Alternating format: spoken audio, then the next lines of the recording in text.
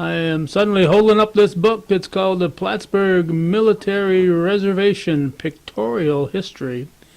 And it has two authors, not one, but two, Richard B. Frost and Melissa A. Peck. And I'll let you know right away, that's Richard Frost on your left and Melissa Peck on our right. And you both have been very involved in history over the years. Ladies first, because she's got to hit the road here with her in the home of Richard Frost. Go ahead. And so, Melissa, how did you get involved in this project? At the time when we applied for the grant, I was serving as the director at the Clinton County Historical Museum, so I was there for 4 years.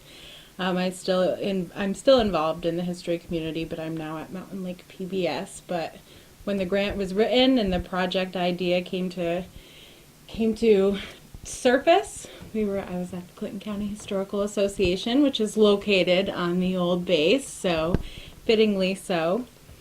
We really wanted to tell this history, and Rich was there to do it with us. Dr. Richard Frost, probably a lot of older folks might remember a place called A Day Away, a little column. How often was that column in the Press Republican? Was it monthly or weekly? Oh, it was bi-weekly for 20 plus years, and it was cut down to monthly for the last few years that I did it. And by the way, many young people might remember that too. Well, yeah, but how long has it been since you've done it? Last time I did it for the Press Republican, I want to say was about 2012. That's 5 years. Yeah. Yep.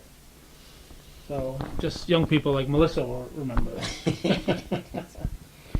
So your both names are on here, but I got the feeling in talking to you folks here that you weren't going hand in hand here collaborating on this. So how did this collaboration take place?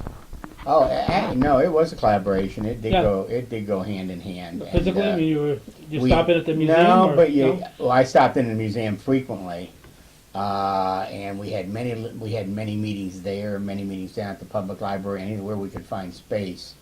Remember, it's the 21st century. To see collaboration, you got to look at the emails, and the emails flew back and forth with lots of questions, deciding on what kind of material was going to be included, talking about what photos were going to be included. We both did research on most aspects of it. There's probably in Champlain College, I probably did most of the research on my own, but we pretty much shared the research, and then Melissa is the person who really knew the photography archives at the Historical Association, so she certainly played a big role in finding those. But we unearthed plenty. We had help from lots of people. First of all, we did get some contributed by members of the community. We found a few at the Plattsburgh Public Library, but it doesn't really matter what kind of history you're writing about this area. Special collections at Feinberg Library on the SUNY Plattsburgh campus is always a important resource, and it's a resource that's not just the actual photographs and the written materials, but also Mike Burgess and Deborah Keimacher worked there. So yeah, there were plenty of conversations and meetings over the year and a half, 2 years, I can never remember. The announcement was made in the summer of 2015.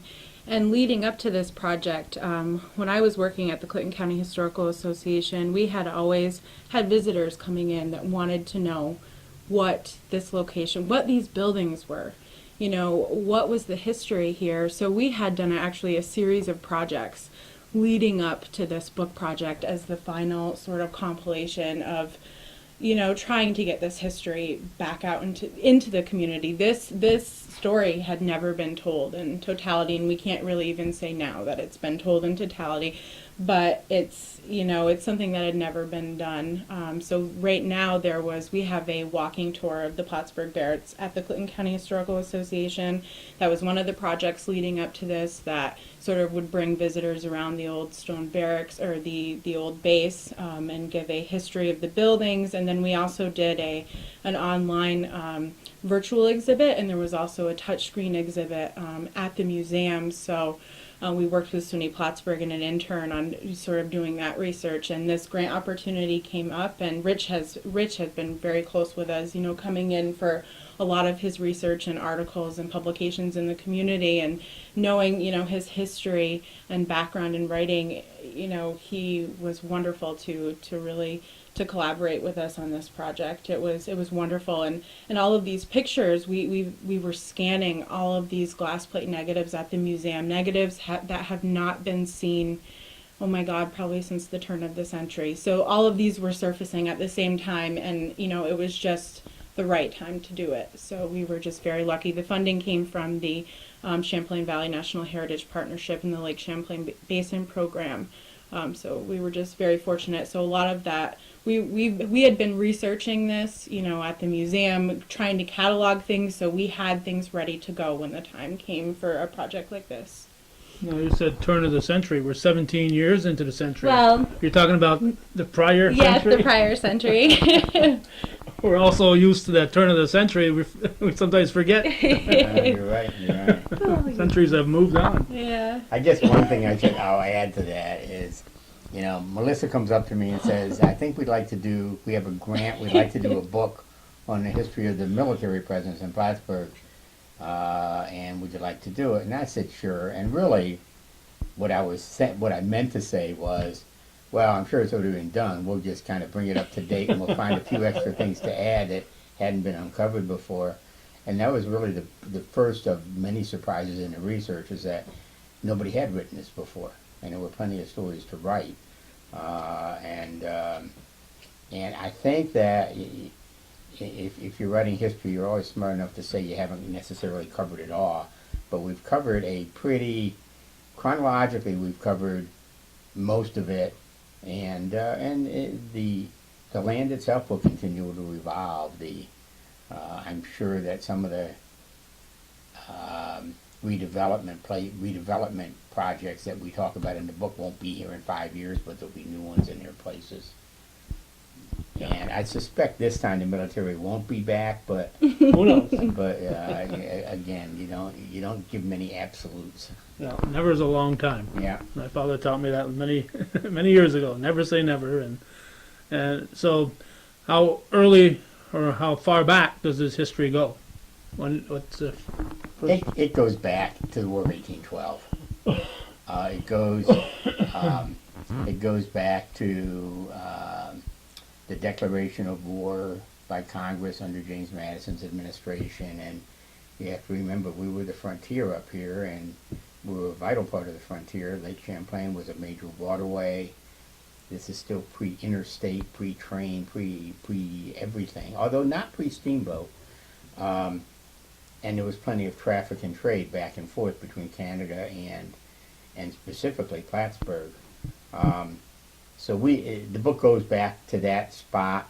The United States government felt it needed troops here, and I'm fond of saying that they leased it without an option to buy it, but they leased land from Pliny Moore and one of the Platts. Which Platt?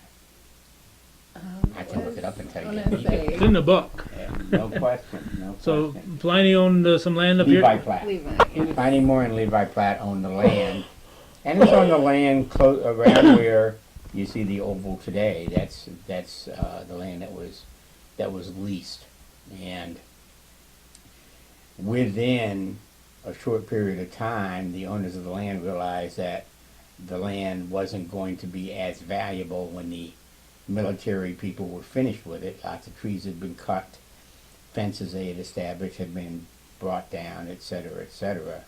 And there was a point at which they approached first General Izard and then General McComb. They weren't generals at that point, but and said they'd like reparations for the land. And the suggestion was made, well, maybe you ought to just get the government to buy the land for a permanent base. And it may be 200 years ago, but it's no different than today. Dealing with the government is not that straightforward, but ultimately arrangements were made to purchase the land. So it goes back to that first military use. Okay, so this is basically what we would refer to as the Plattsburgh Air Force Base property is what this book is about. it's about the Plattsburgh Air Force Base property. Mhm. Remember, until there was an Air Force Base, which is the 1950s, right. it was the old base. And when you look at the old base, old and new become difficult terms in a book like this. Yeah, because But- they're all old now. But you're talking about 200 acres, and it includes where the Oval is now, where all the wonderful late 19th century buildings are around the Oval. It includes it includes all the land down to and including where the stone barracks, which were earlier. And it's kind of interesting to realize the base at one point sort of moved its nucleus down to where the stone barracks are and then moved it back.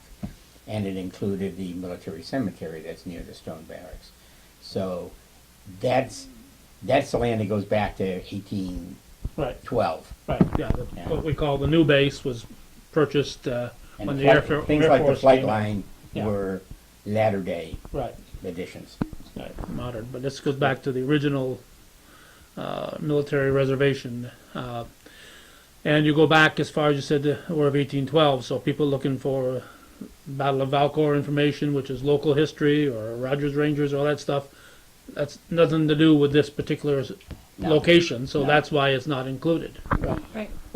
All right, now who decided, made the final decision here on what we're going to find, and then when we open these pages in this book, somebody has to say this is going in, this isn't going in, and there's two of you.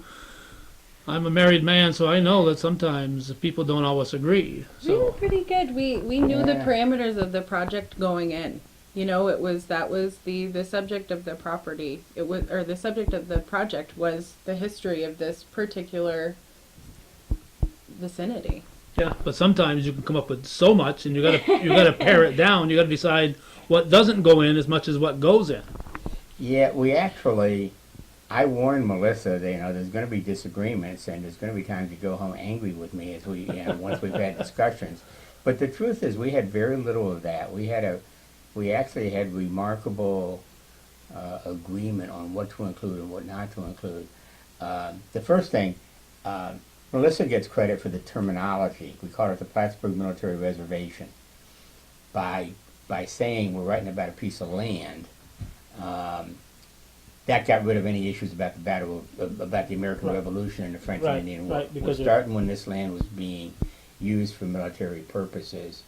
And the suggestion had been made we should call it the Plattsburgh Military Heritage, but that kind of goes beyond that because, like every city, you had mobilization for wars, and I've written other Plattsburgh history, and I've talked about the mobilization in World War I and World War II that did not have anything necessarily to do with a military base or reservation here, but still would be important parts of local history. So I think, and in writing a history, in general, and my experience has been I start with an outline. So we had an outline that we agreed upon before we were really doing a lot of research. A tougher part, the more recent the era, the more information that's available, and but we felt we should certainly include some of the redevelopment, the park, but other people there's already been a fairly comprehensive book written on at least the startup of the redevelopment. And redevelopment is an ongoing process, as is history, and so we have things that weren't in that book because they happened later, and this is going to be superseded at some point. But we really, this is a record that will carry people pretty much for about 200 years, from about 1813 or so to about 2014, 15, somewhere in there. Yeah, well, they have at this point signed over. The Air Force has signed over all the property, haven't they? At this point, I never want to. My sense is that the answer to that is yes. What I don't know is what the military holds as kind of options if anything changes, because I know initially when the Air Force left, as happened in other eras of this reservation's history, they have an option to return for a certain length of time, and that actually inhibited redevelopment for a while. Park the entity to which the property was turned over, I believe only has a small amount of acreage left at this point. That has not been sold. The rest of it's in private hands. Okay, but how about the original footprint here? Is that part? I know we're talking a lot of property on the new base that might still be there, but I would think the old base is pretty much all. I don't want to say for sure because there may be. That's a good. I don't know the answer to that. So I better. I'm being taped, so I better stick to what I know. This will be used against you. Yeah, yeah. But there's not very many parcels left. But I don't really know what the distribution of them is. Okay, so Melissa, did you do most of the photo research? It kind of sounds like, of course, Rich knows how to look for pictures too. So Yep, we did a lot. I sort of tried to compile everything. There's not a lot of information on the photos, so we were able to gauge time periods a lot of times by making comparisons to known, when there was a history known. But we worked, of course, a lot. I had worked a lot with the collection at the Clinton County Historical Association, Roger Black, Penny Clute, Victoria Evans, a lot of people there scanning and sort of cataloging any information that we did have, working with special collections, the Plattsburgh Public Library, the Clinton County Historian. So a lot of it was basically compiling all of it, trying to segment it by era, and then doing the best that we could to identify the photographs and which ones would be best quality, for a publication. It was an amazing project, and we worked really well together. A lot of it was done digitally, through email. But we had spent a long time, and it wasn't just, it was a history of people that had made sure to preserve this information, and we sort of just compiled it together and used what we could that applied for the book. yeah, it would be nice if every photo had a caption that went along with it, so they could identify who it was and what the circumstances were. But Not all the time. Certainly when the information was available, we absolutely wanted to capture that, but it's even more important not to provide false information. So, we did what we could. And, the identification numbers, where you can source these photos to if you wanted to yourself do further research on them, that information is provided. in the book, The sources. I would settle just for having a date on every photograph. It'd be nice to know what year you're talking about, and we were able to figure out most of them, certainly not all of them. And the other thing is, you got photos in here of buildings that are no longer present, and those they tend to be difficult to identify. That's when you get your circa. And also, let's not forget, around the Civil War, there wasn't any photography being done. right? So that was a limit. And when you look early in the book, you're going to find that some of it is sketches. And fortunately, there were people who traveled around and did sketches, including one man named Benson Lossing, he wrote several interesting histories that I've seen, but one of his obsessions was seeing everywhere the War of 1812 was fought. And so it was nice to be able to look into his book, which was accompanied by sketches of everywhere he visited, including Plattsburgh. But he was only interested in actual battles. I won't say he was just interested in actual battles. I don't know how. I can't speak to how broadly afield he went, but he certainly visited, to my knowledge, every site that was of consequence in the war. And I'm sure some of those included just military areas that there wasn't any fighting, but were just places that, say, soldiers were housed or things were stored or whatever. So he would have known where Pike's Cantonment is. You look at my guess is he may have known where it was. You're talking about for the viewers that don't know, Pike's Cantonment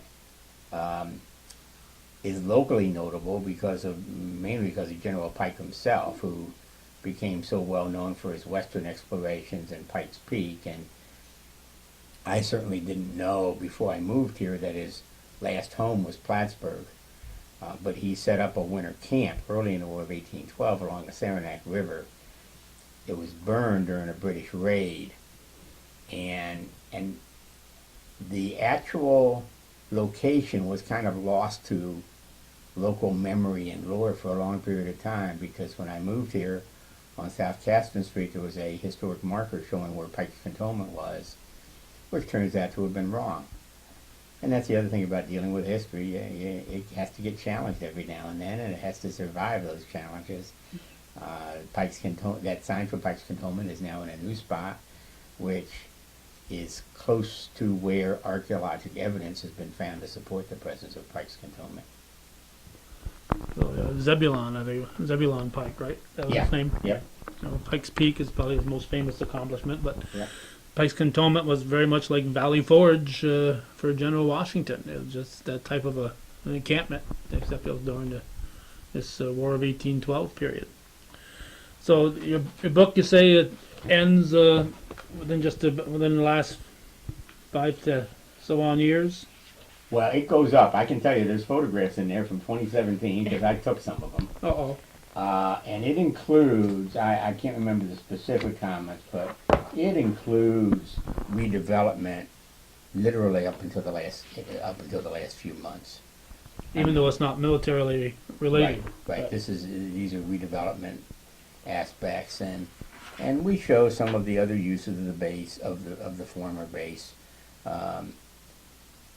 But there's photos of, say, the Plattsburgh Air Force Base Museum, which opened 3 years ago, and the brewery opened. Oh, within the last year, or not much I think over a year. I think it's in the last year or two. Yeah, definitely within the last 2.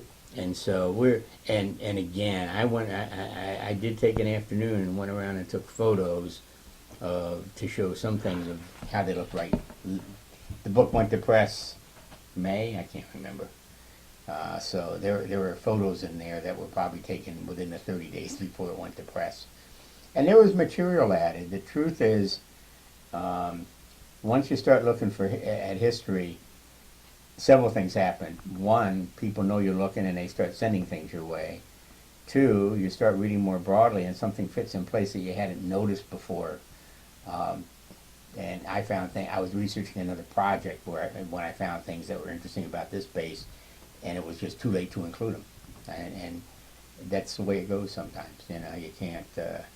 I'm sure there's more information out there. But you added it to your notes, I'm sure. Oh yeah, I've never done a project that doesn't have notes left that would make it a little bit longer. And we tried. Again, part of the goal here, this was not meant to be the authoritative history. This was meant to be a comprehensive history, but it's written for the public. I mean, it's not written for the history community. So in your mind, you have concepts of how long it should be, how much are people going to read, etc. I can tell you that a critical goal when you're doing a project like this is wanting people to read it. Yeah. And it probably, should we have wanted to, we probably could have made it twice as long. I doubt we could have made it half as long. But you make decisions along the way, and some quotes become shorter. It's interesting to realize, you go back to the turn of the century, like we were talking about the 19th century, and this city had 3 or 4 or 5 daily newspapers. It wasn't just one. Right. But we're also fortunate because we have one newspaper that went all the way back to 1813, the Plattsburgh Republican, and it's nice to have had all that information available. Not that old microfilm is always easy to read, but the information was available. Now, when you open it up, I'm going to try to sneak my arm around here to. Oh, we have our own here. What do we? Yeah, to show this is the barracks. Back in, it says 1915, aerial view. Oh, okay. I didn't know they had drones back then, but apparently they did. These weren't drones. These were real planes where people were up taking the photos. Aerial photography became a big deal fairly early. I mean, you got to remember here, you're not even a decade beyond the invention of the airplane, Yeah. but And fast speed shot like that. yeah, I can't speak to what the speeds were because I'm sure they're not up to today's film and lens capabilities. Remember, for better or worse, an awful lot of inventions get refined for military purposes.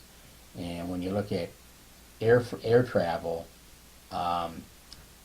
it really wasn't long after Orville and Wilbur Wright that you had World War One, and you realize that air could be used for weaponry and invasion, but it also you realize it could be used for information gathering and surveillance. Yeah. And there are photos. I mean, before there were airplanes, every now and then you'd find photos of balloons being sent up, even during wartime. Yeah, I think the Wright brothers were 1903, and Something like but that. I think even in the Civil War era they had hot air balloons that would go up. I wouldn't want to be on a war zone with a hot air balloon, but No, it doesn't sound inviting to me either. But it happened. yeah. Now it's 2:05 already here, and I know Melissa's got a deadline here, so I want to make sure she gets to say at least half of what she wants to tell us. But I'll have the rest of another. I got another 6 8 hours here with Rich. So, Melissa, what do you think you want to say about your contribution or important parts of this book that you want to make sure people look for when they buy it? I just hope that it's used and read by the public, and that it really helps to further the history of our community. So in this day and age, we're always talking about heritage tourism, and the Battle of Plattsburgh and the War of 1812 have always been a great draw to this area. But I think if the public really had a full understanding of how comprehensive the significance of the history that happened here and at this location, I think it could be a great draw for many different history lovers, and bring people to this area, and get people working to see that this specific area grow and utilize it for its historical significance. And so I just really hope that one thing that we have done is just provide a ready resource for our community and for visitors to this community, to learn a little bit more about this very important history, and to know that it extends beyond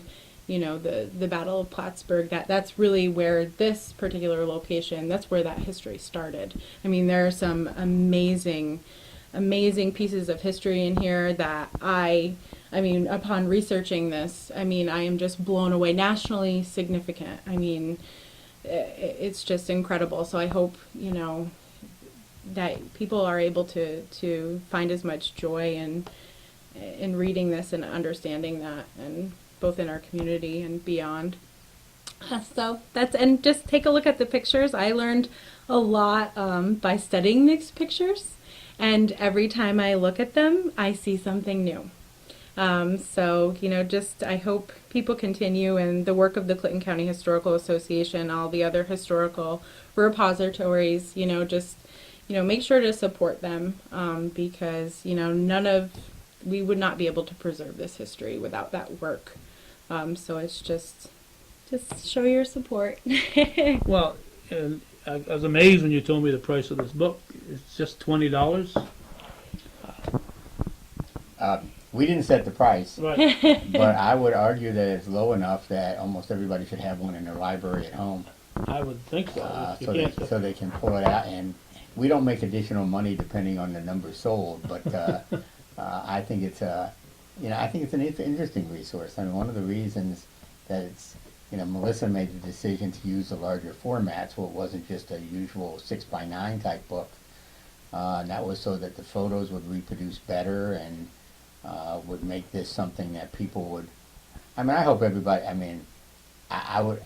I'd like to think everybody picks it up and at some point reads the entire text. But it's also something I think you can pick up when, you know, when you got a few free moments just to look at some of the photos again and again and to show people. Or a chapter, you can read a chapter or something. Yeah. Yeah. That's the type of book I personally like, because if I get into, I know you've got a novel we're going to talk about later on here, but if I get into a novel, I don't want to put the darn thing down, and I'm always, you know, so if I can read a story or two and then go on about my life, then, you know, so yeah, so you got to get something like this. Go ahead. The other thing this book should do for people, it does celebrate the history, and I think it offers lots of ideas for how heritage tourism could be a growth field for this area. But it also reminds people how much change there is.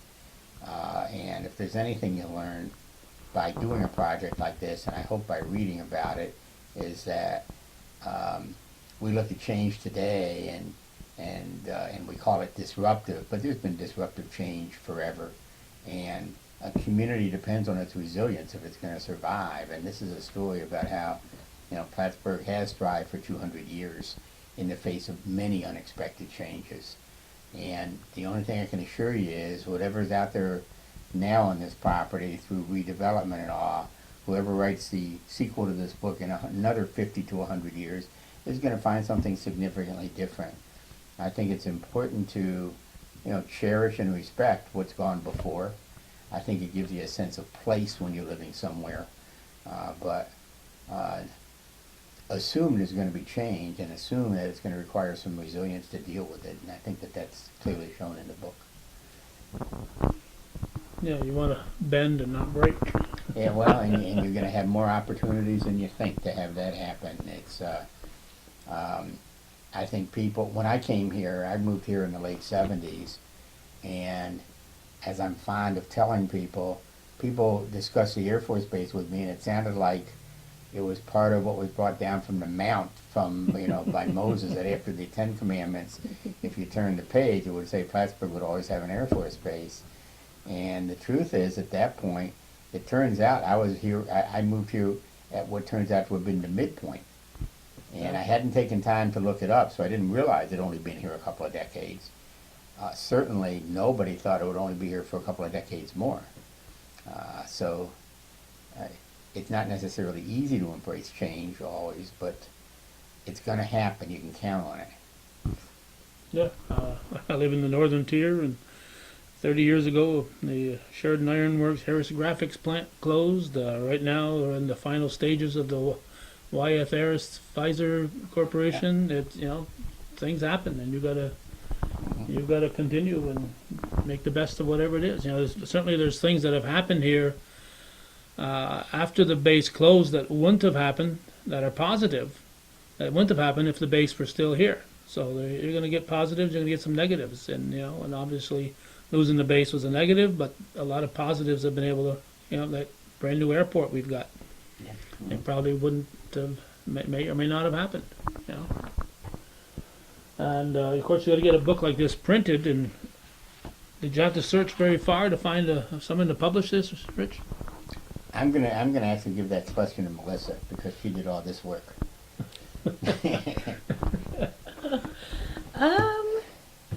We worked with the Clinton County Historical Association to establish the publishers, and we worked with Bloated Toe. They did a wonderful job, and as you probably know, they're right across the road here Across the from road Rich. from this guy, yes. And you know, the Ghoulies do. You know, Larry Ghoulie and Jill Jones just, you know, put out some great books on their own over the years, and I'm sure they were real pleased to become part of this project. Absolutely, and we, you know, of course, we did this under the Clinton County Historical Association. We worked with them. When I was there, we got the grant through the Clinton County Historical Association. So this book will be available for sale in perpetuity there. Okay, so it's available at the museum and anywhere else?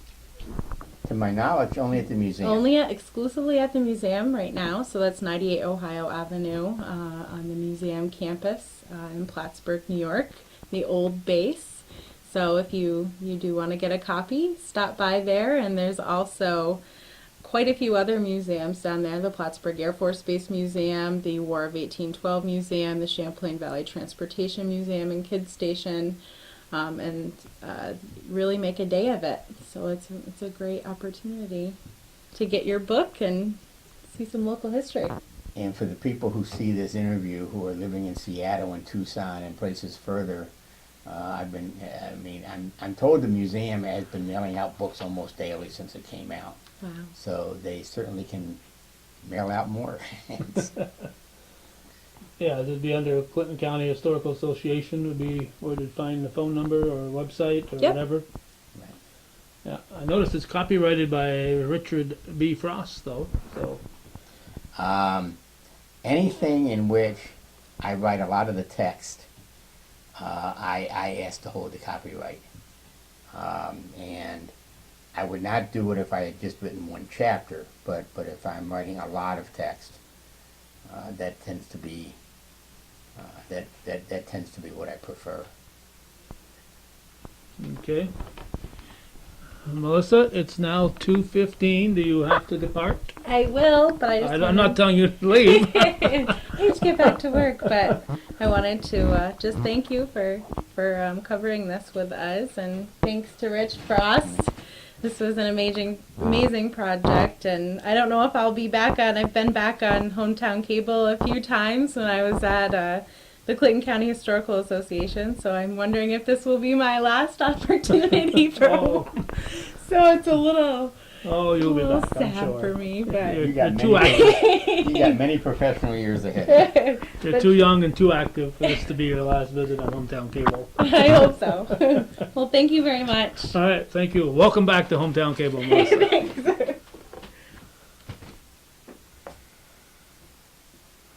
We're going to move right along, and we're going to start looking through this book as I'm talking to Dr. Richard B. Frost. What's the B stand for?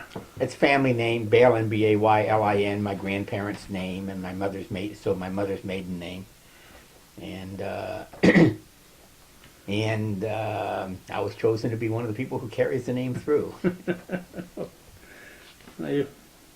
Is your brother still working for the newspaper down in Glens Falls area? Yeah. He publishes it. He publishes a weekly Oh, okay. in Glens Falls. He's in year number, I want to say 32, 33, something like that of it. So, writing and books are a big part of your family then? To a certain degree. Mark's been a professional writer forever.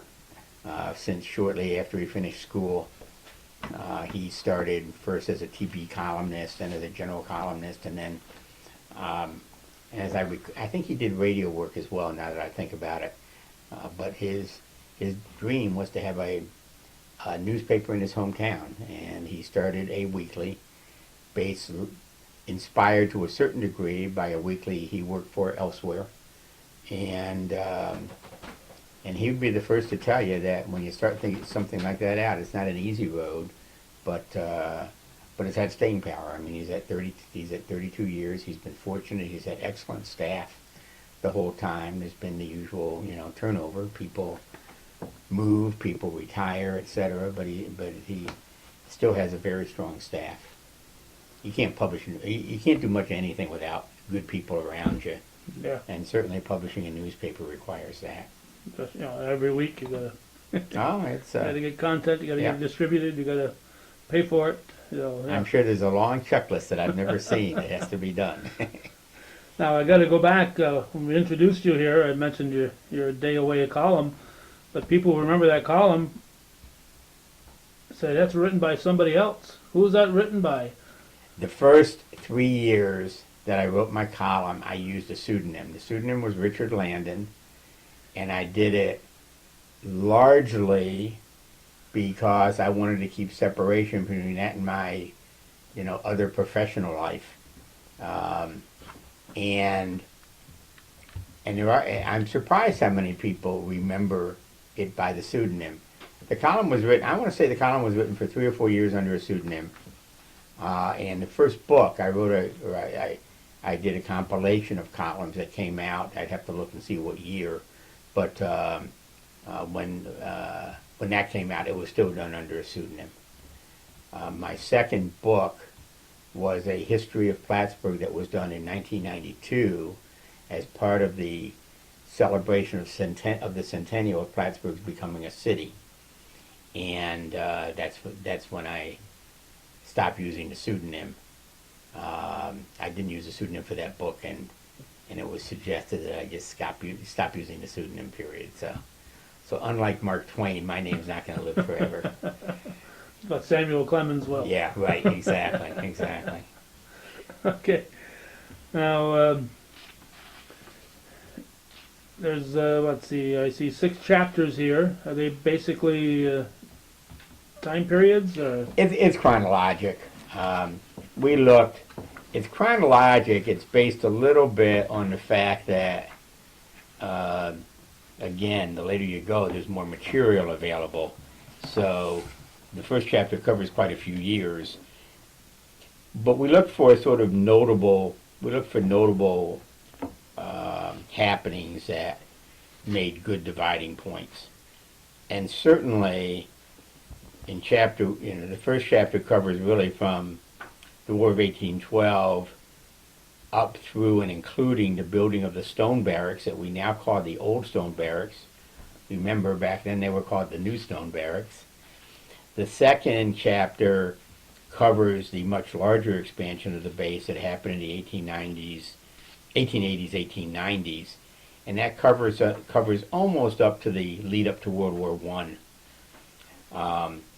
World War One we use as a dividing point because that's when one of the more important aspects of the history, I think, started, and that was the National Preparedness Program.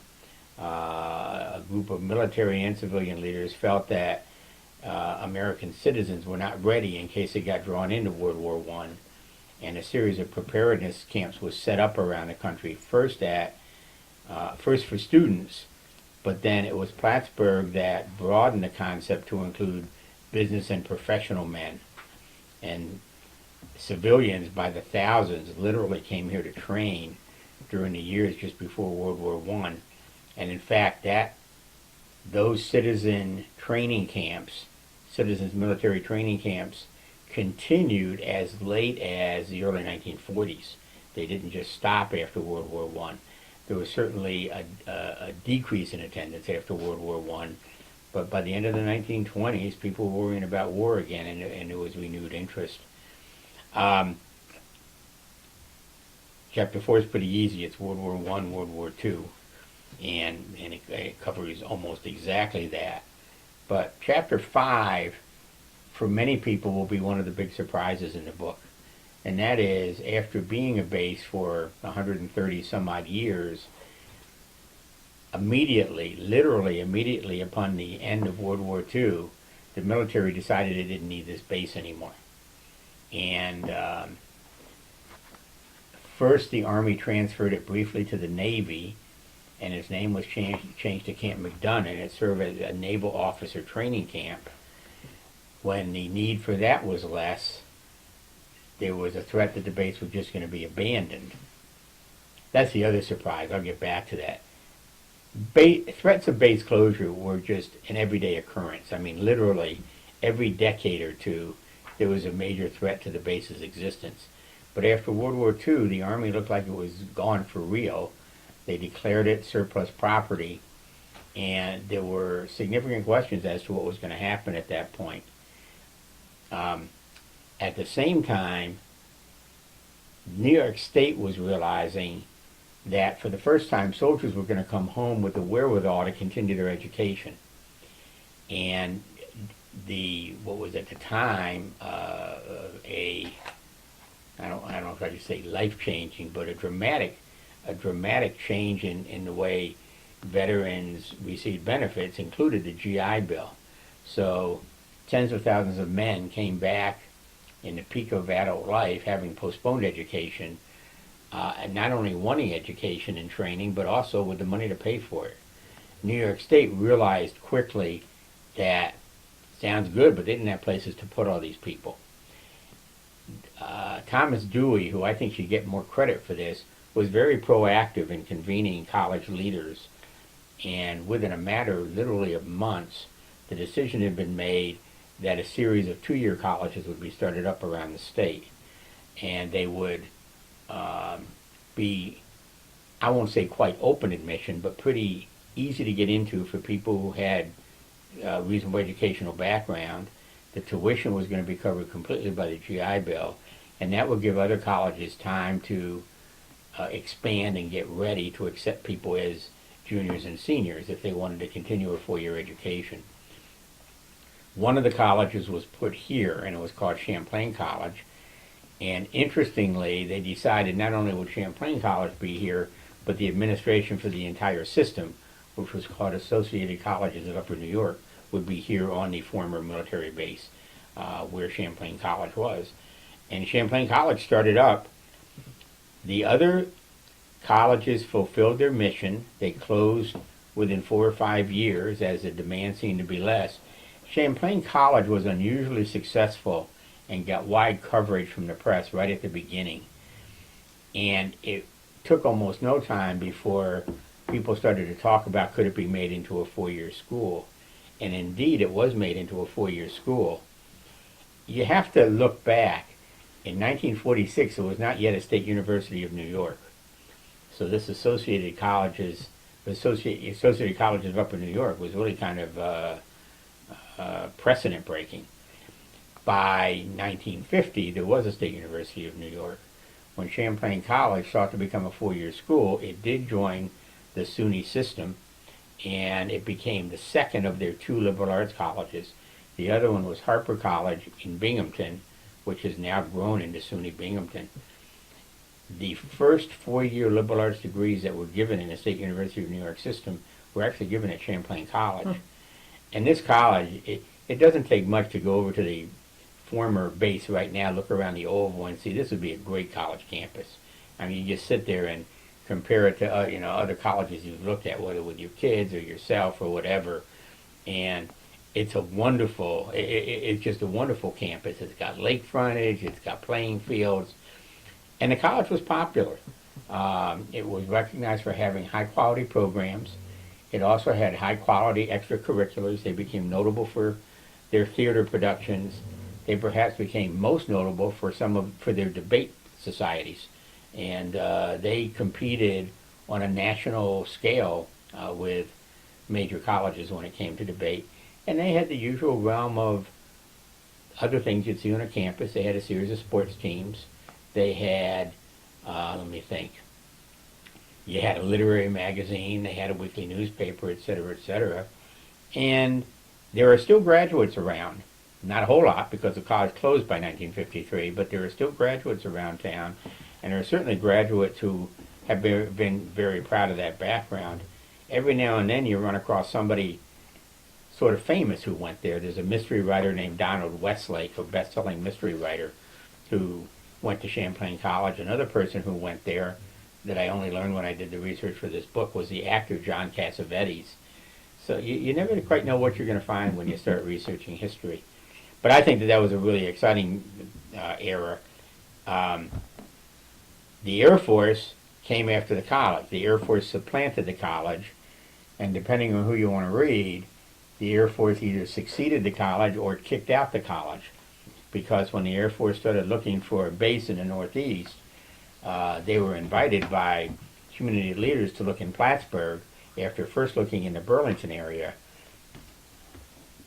Ultimately, there became quite a bit of conflict in town over whether or not the Air Force should be allowed to take over Champlain College. A lot of people argue that they could locate the base up near Point of Rush or out near what's now Macomb Reservation in Scholar Falls. Ultimately, the hierarchy of the Air Force said that if they didn't get the former Army base where Champlain College now then stood, that they wouldn't come here.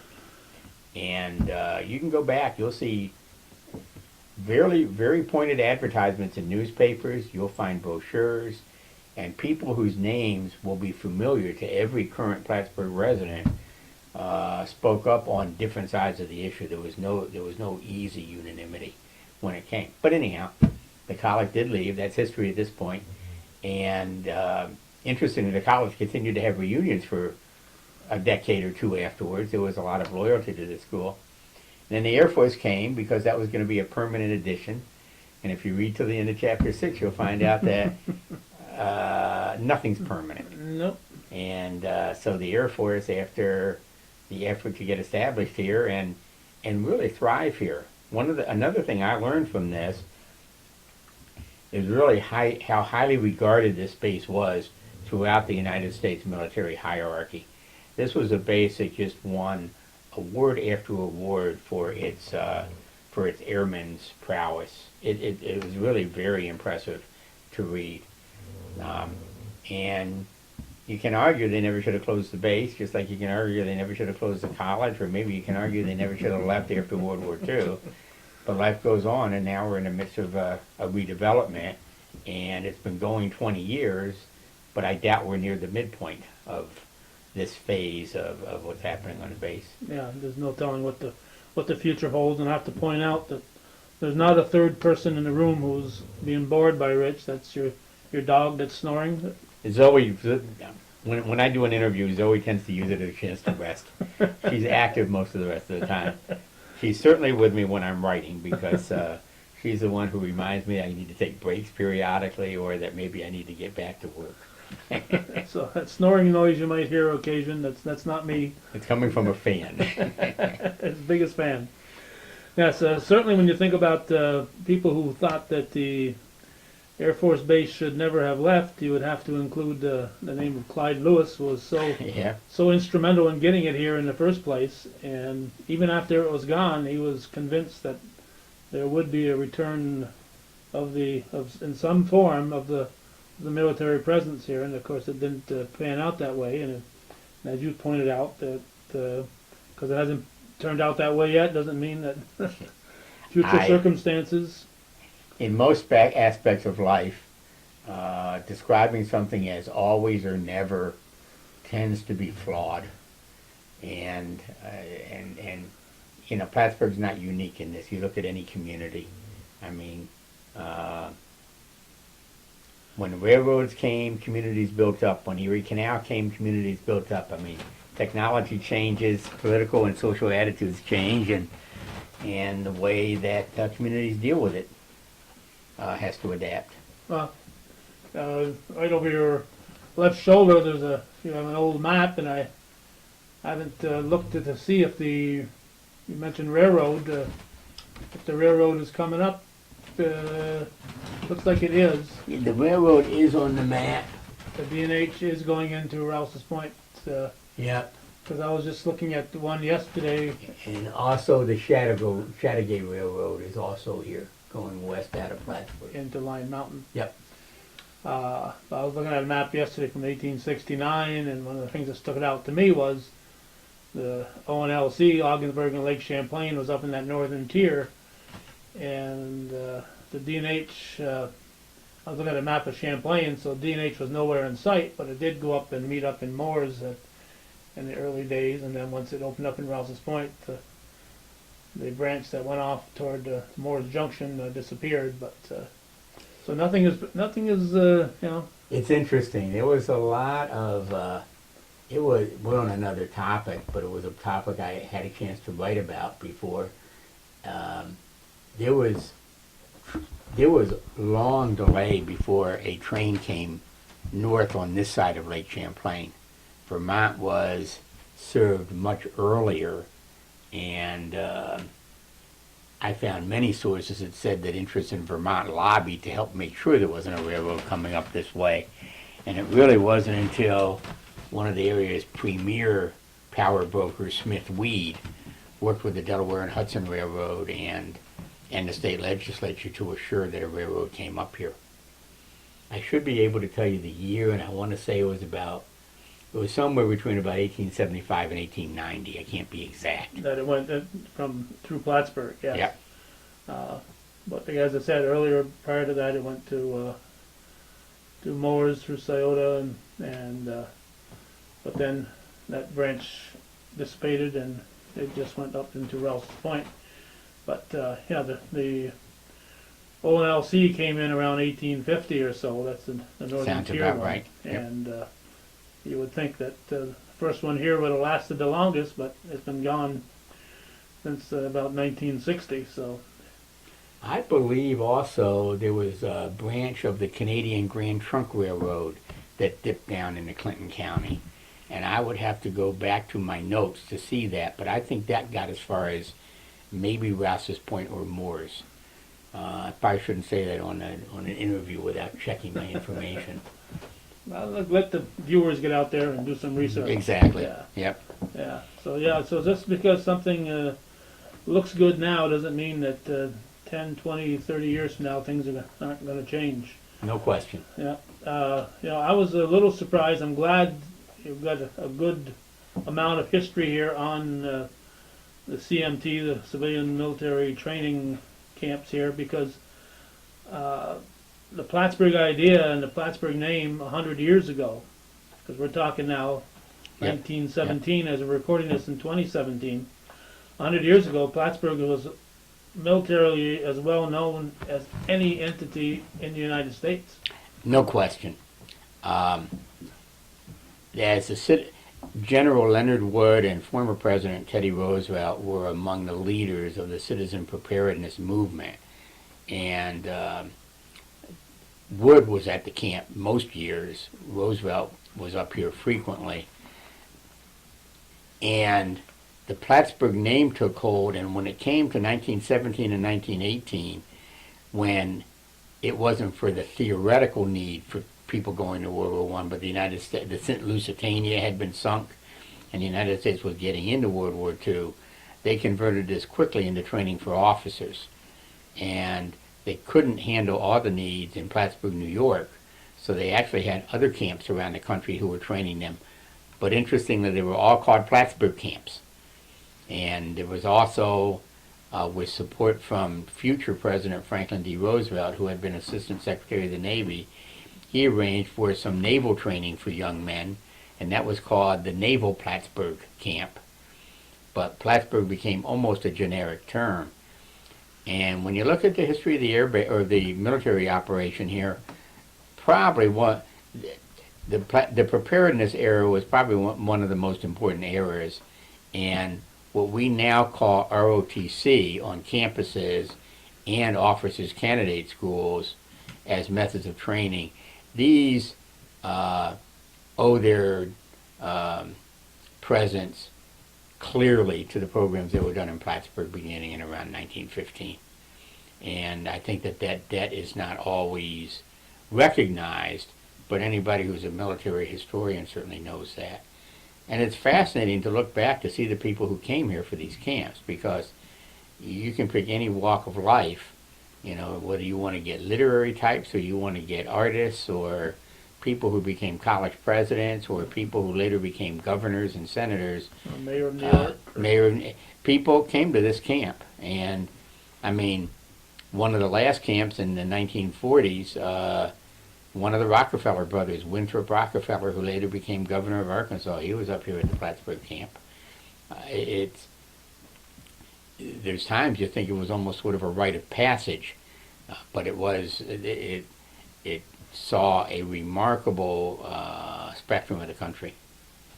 Yeah, and Mabel Norman. Mabel Norman was a movie star in the silent era, and actually she made a movie here. Right.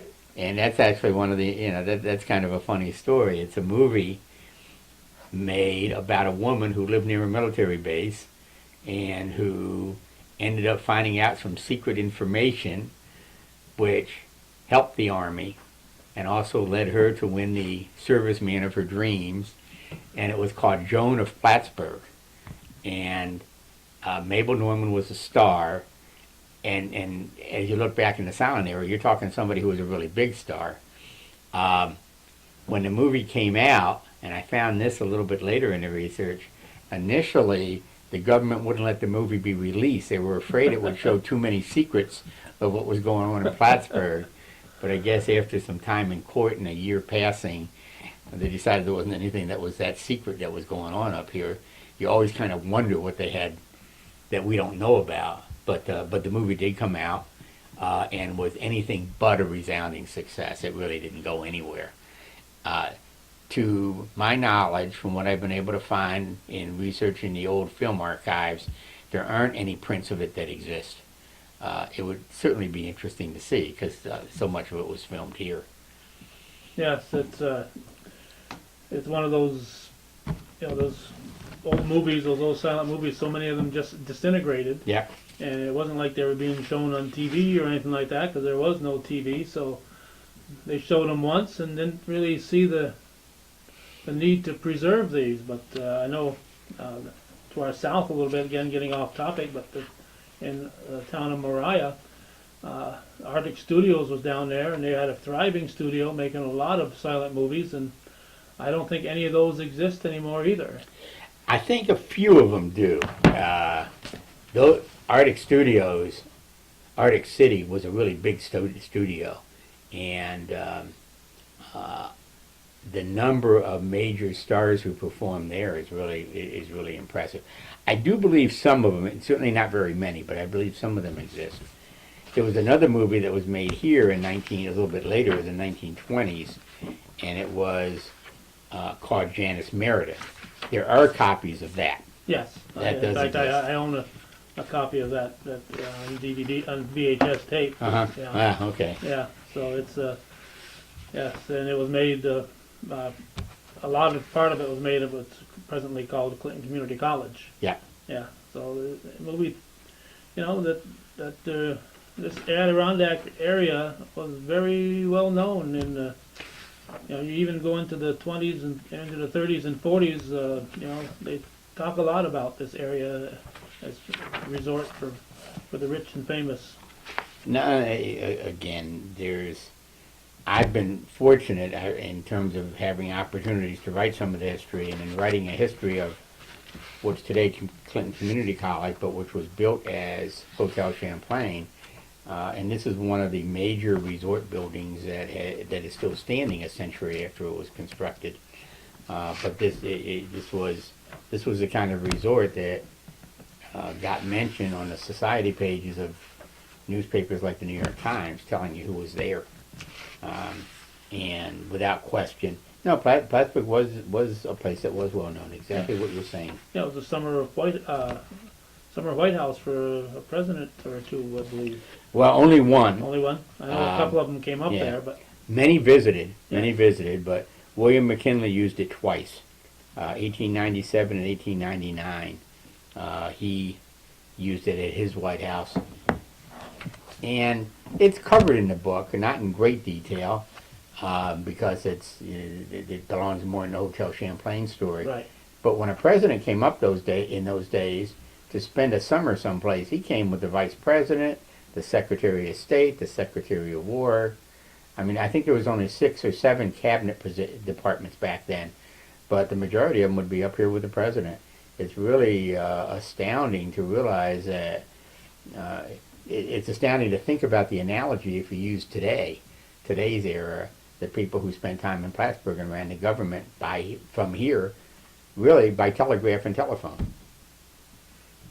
It's just, and so much of that history is just glossed over. People just hear about it and don't realize the importance Yeah, of it all. They just hear about it and just shrug it off. It's an important part of the history of this region. Now, so you've got a lot of pages devoted, a lot of photos devoted to that military training camp, which I said I'm very happy that this was done because I just felt that more should have been done locally in the last 3 or 4 years to acknowledge that. I know Penny Clute did a little bit on her own, but no publication that I'm aware of came out. So having it included in this, I think, is very important.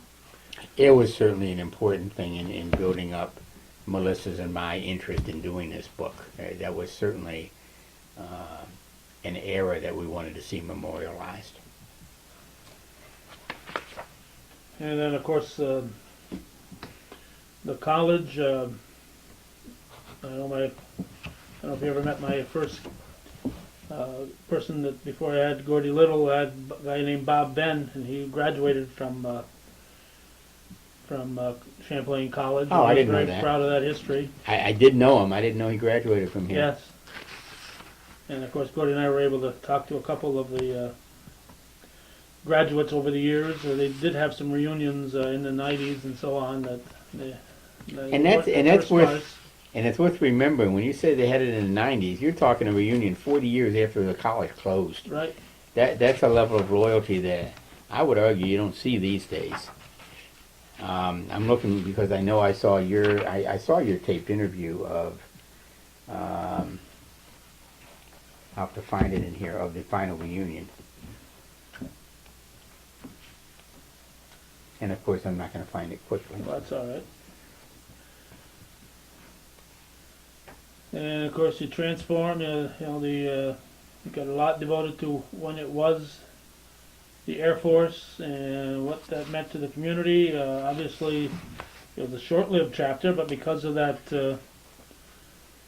Air Force being located there, Air Force Base being located there, we had some missile sites sprout up Oh yeah. around the region. I'm going to take you back. The final Champlain College student alumni reunion took place in Plattsburgh in 2000. So you're talking 46, 47 years after the college closed. Okay, now we'll go back to where you are. That's right. The missile era was the era that so many of us remember as when they had the Cuban Missile Crisis. Yeah, 1962. And Atlas missiles were stored in a series of sites within a few miles of Plattsburgh. 1961, the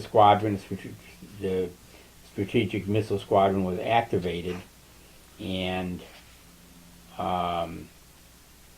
it lasted only a few years. All the Atlas missiles were removed beginning in 1965.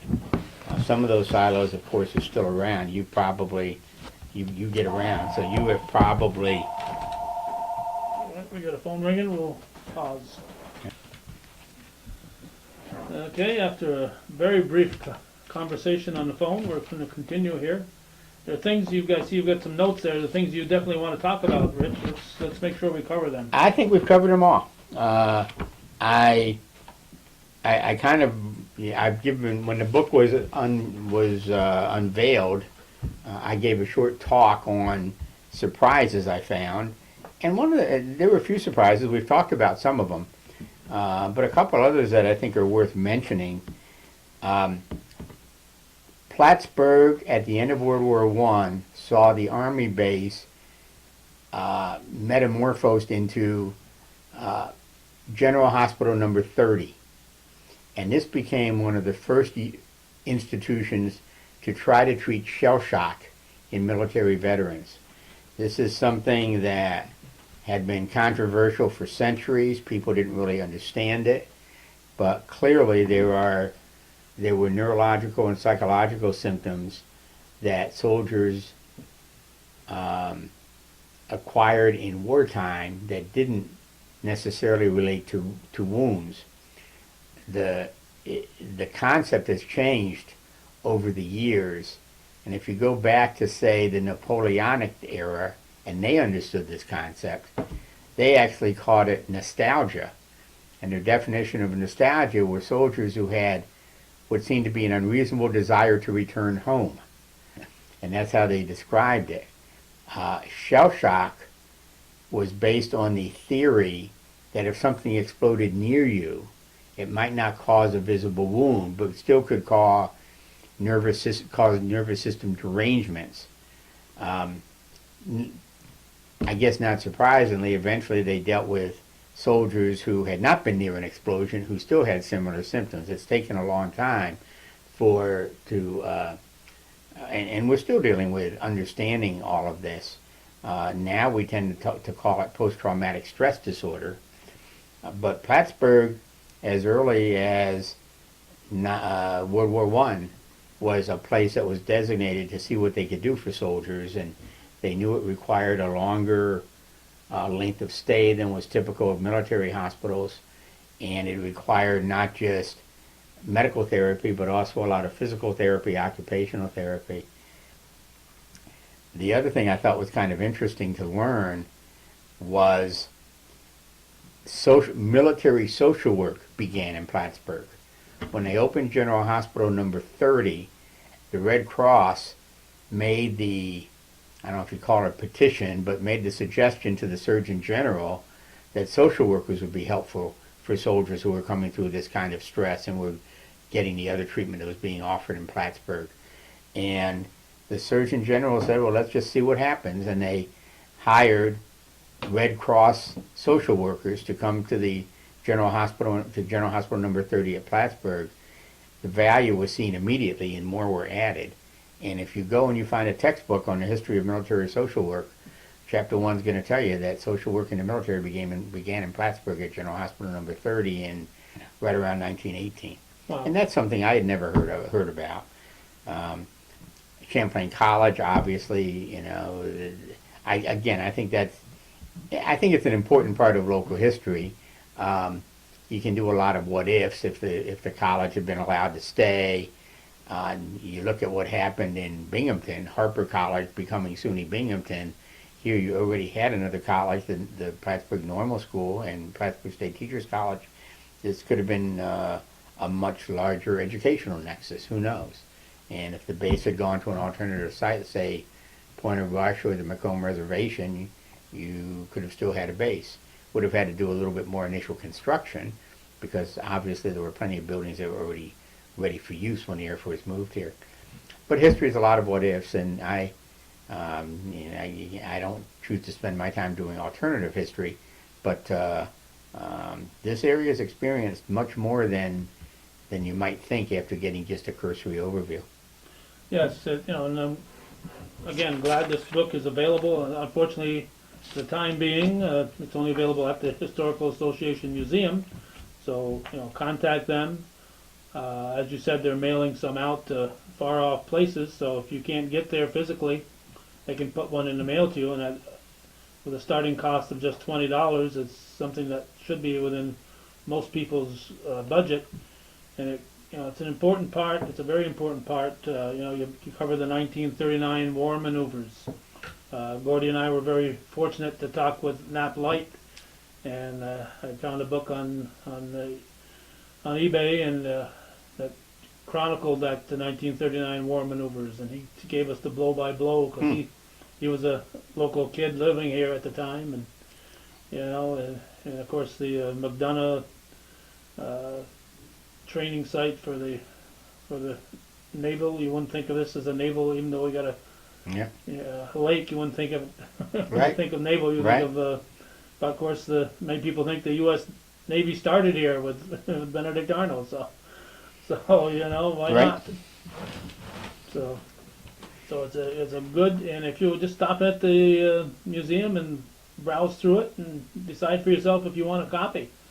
It's certainly something I'm going to add to my personal bookshelf, and I think it's really a great undertaking, and I'm glad that you and Melissa Peck worked so well hand in hand to accomplish this. Well, thanks. We appreciate that, and more importantly, we appreciate the fact that there seems to be a fair number of people who want to read it, and I hope it'll stimulate further discussion and just further recognition of what's happened in the past in this community, and see that as a lead up to what more can happen in the future. Now, how many books have you actually been involved with? Me, myself, Yes. I've done 3 travel books. A Day Away was a compilation of my travel columns that came out in the early 90s sometime. No, late 90s, I think. I did More Days Away that came out 2 years ago, which was a compilation of later travel columns. I wrote a book that was not travel columns, but was written specifically called One Foot Forward. That's a compendium of about 120 walks in upstate New York. 120 walks that I would argue most people have no excuse not to do. a few of them you would get people out into the woods, but no serious climbing or anything. And that's still available actually. And I've done 3 history books, and each one was a really wonderful opportunity for me. The first one was my what I call coffee table book on the history of Plattsburgh, called Plattsburgh: A City's First Century. That was done for the city as part of the centennial celebration of the city in 2002. I wrote a history of Hotel Champlain. It was called Hotel Champlain to Clinton Community College, a chronicle of Bluff Point, and that was in collaboration with Clinton Community College. And then this is history book number 3. So those 3 travel, 3 history, and I've got a new one which I see Whoop. Calvin picking up right here. Just lost your bookmark, so It's okay. wherever you were, you're gonna have to start reading from the beginning. Yeah, Again. I know where I'll be able to find it.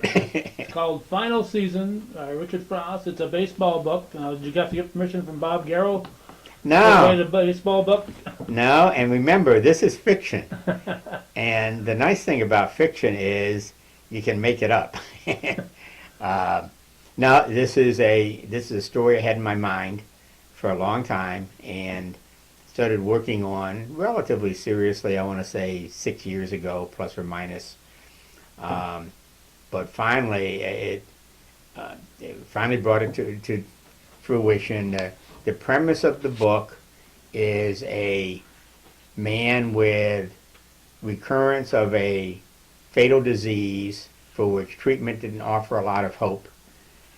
He chose, instead of going through an arduous course of therapy, he was going to follow his favorite baseball team for as long as he could, going around the country. And that's what the book is. Needless to say, every protagonist has to have an obstacle somewhere to overcome, and in this case it's a woman he meets relatively early on the road who ends up joining him for much of the trip. But so although baseball is a theme behind the book, it's like many novels that have sort of a framework behind it. I don't consider it a baseball book, and during early drafts I made sure to have people who knew nothing about baseball read it, and because I wanted to make sure that I was clearly explaining things, and I wanted to know if they thought there was too much baseball. And as usual, if you ask enough opinions, you get the whole range of responses. So Pendulum swings. so some people said there wasn't enough baseball. Some people said there was too much baseball. Baseball is a fabric of the book, no question about it. But it's a character-driven novel, and the 2 main characters are what carry it through. You've got a picture of an actual major league game here on the front there. Whose photo is that? The photo is of a Baltimore Oriole at bat, and that's as far as I'll identify it. The team that the protagonist follows are the Orioles, and so that was the photo I chose to put on the front. Okay. So this is available now? Yeah, it's available locally at Lake City Books and at Cornerstone Bookstore. And it's available both in print and electronically at Amazon.com. And so there people can either punch in the name Final Season or punch in my name, and Richard Frost. either way it comes up. So I'm hoping people will read it, and I'm hoping, well, of course I hope people will like it and think that it was worth reading, and needless to say, I accept the fact that if they don't like it, I'm going to be hearing some feedback, and I welcome that as well. Well, as long as they bought it and didn't read it at the library, they can complain.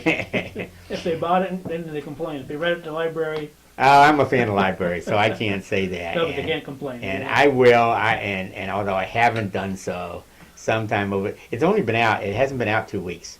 We're and taping this so- on the and it's on- 25th of July. And so it's only been in the bookstores over the past week. And before, by the end of the month, I hope to have it in some of the local libraries, because I'm a believer in supporting libraries, and if people read it there, that's, as far as I'm concerned, still acceptable. I tell people if they like it, tell their friends. If they don't like it, I want to hear from them. So Yeah, we've got some nice bookstores in the area, but I miss the Borders because they were very good to local authors. They were. They actually were very good local authors, and it's you know, speaking as a writer, you always wish there were more outlets for books. Um, it is interesting. You know, people. I'm told. I probably shouldn't put this in an interview, but I suppose you'll do some editing. But I think don't suppose that. okay. I'm told that print versions of books are increasing again. Really?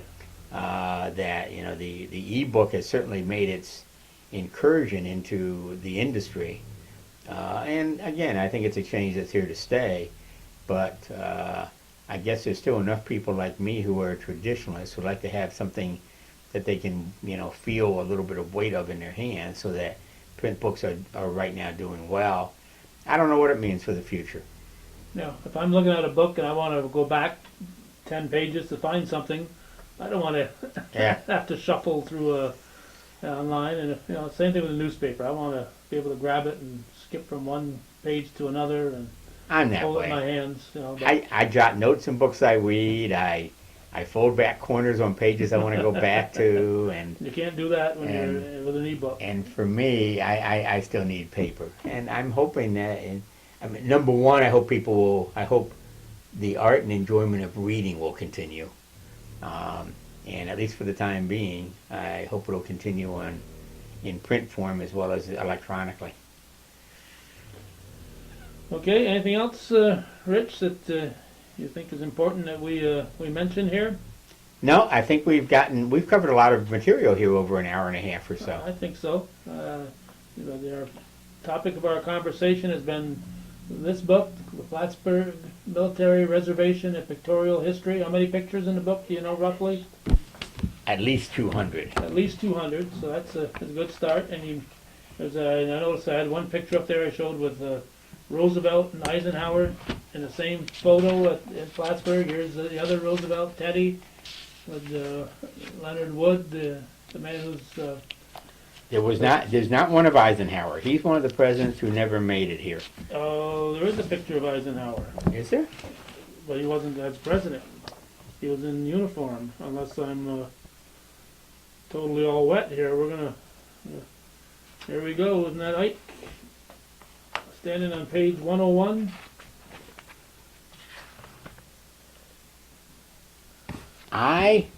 That looks like Ike to me, standing there next to That's Franklin interesting. Delano Roosevelt. I certainly see the resemblance. I can't assure that. And also, this is 1929. Well, that would be within. Yeah, I have never seen evidence. I've never found evidence of Eisenhower being on the base. But now I think if you look, get that original photo and blow it up, I think you'll find that he was here. Well, you see, this is why it's fun to talk about history. There's always something else, and I will. So not counting Ike, how many presidents were here? On the base, I can count. James Monroe visited the base in the early days. General Grant visited the base while he was president. McKinley visited the base. Teddy Roosevelt certainly did. William Howard Taft was on base during the tercentenary festivities of 1909. Calvin Coolidge visited the base. I've got that documented in here. We're talking about Franklin Delano Roosevelt here. Harding was... Harding, I have to look as to... I just want to say this correctly. Harding... That's Warren G. Yeah. Okay, here we are. He spoke at the 1918 civilian training camp. He was a senator. It was only 3 years before he was president, but he was a senator. So really, it's remarkable when you look back at the people who came specifically to the base, and then there's additional presidents who came to Plattsburgh. So we were we were a significant destination. I think it's notable that we haven't had as many presidents over the last 60 years when it shouldn't have been as hard to get here. We're talking about people who came by steamboat, by long walks, eventually by train, and it was a long time before they were coming by air. Yeah. Now that they can get here by air, they're flying right by. Exactly. Gerald Ford was here for the send-off of the Olympics. To my knowledge, after Gerald Ford, there was not another president here until the current president, who was here for a campaign rally. Yes, he stopped in last year. So we went. So that's really a pretty good length of time without a president. Whereas once upon a time, it would be pretty unusual to go anywhere near that length. Yeah, Carter was supposed to come up in 1980 for the Olympics, but that's when the Iranian hostage crisis occurred, and he was otherwise occupied. So, Yeah. So he was supposed to come up this neck of the woods, and whether he would have come, probably would have flown into Plattsburgh and then went up to Lake Placid, but If we don't know. if you're president, international crises can interfere. That can happen. Another example of that is the centennial of the Battle of Plattsburgh that was held in 1914. Mhm. President Wilson had been invited and said he was attending, and ended up canceling. And although I never found an article with a statement of the reason of cancellation, certainly what was going on in Europe at the time probably took precedence over another celebration in Plattsburgh. But the city had looked forward to him. And remember, the last major celebration had only been 5 years earlier in 1909, and President Taft was here for several days during that celebration. And that's the Samuel D. Champlain. The tercentenary. Why they don't call it tricentennial, I'm not quite sure. I wanted to let you say that word. Yeah, but tercentenary, I've worked on that word. Quad I Yeah. can say, but and of course you talked about the Battle of Plattsburgh in 100 years, and of course the 200 years. A local person wrote a play.